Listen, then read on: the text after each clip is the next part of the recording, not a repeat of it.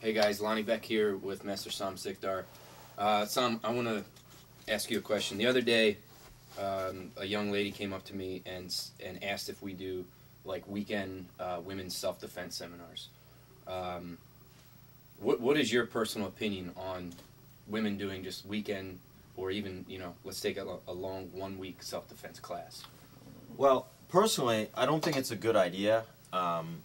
There is an argument for saying something's better than nothing, but it really depends on what the focus of those, 1 day or short-term seminars are.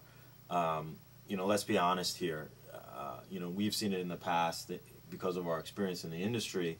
A lot of the times, women's self-defense workshops or seminars are really just marketing tools, right? It's, I'll call it a gimmick. Not that what they're teaching is gimmicky, but it is just almost like a lead generation way to get people in the door, and then upsell them into another program. And that actually may not be such a bad thing, but as a standalone, self-defense class or seminar that's maybe 1 session or 3 sessions or just a couple hours, I don't really think it's a good idea for a couple of reasons. Number one, how much are you going to be able to learn and take away after a few hours of practice?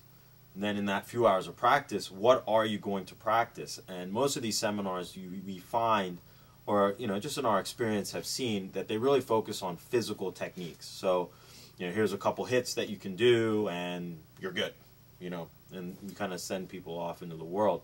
Whereas really, if you have, everybody's time is limited. If you have such a limited amount of time on one of those one-offs, I'd rather see that time focused to the non-physical, right? What is the psychology involved in violence? And once you spend the time and really start to understand that, more than physical techniques, things like awareness and avoidance become so much more important. And then we can talk about preparation. Preparation is for that idea of awareness and avoidance, but then probably maybe 20% of your preparation goes to physical training. So what is the psychology of violence? I think a lot of people are unwilling to admit that there's a big difference between fighting and a violent encounter. When we think about fighting, it's generally in a sports setting or on what we call, or what I would call, a peer-to-peer setting. So, Lonnie and I, we know each other, maybe we don't know each other, and we're getting into some sort of argument or altercation, and that for some reason has escalated into a physical nature. But it's not really violence, because ultimately that physical interaction between the two of us is, let's break it down. It's essentially us cockfighting, right? We're peacocking to impress our friends, someone of the opposite sex, maybe just for our own ego. But the real violence we have to worry about, especially in the case of women, is what we call asocial violence.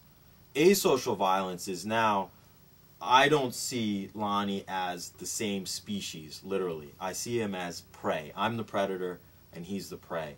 And those types of violent encounters are not the types of things that you can prepare by, a weekend course doing palm strikes and knee strikes to the face and to the balls.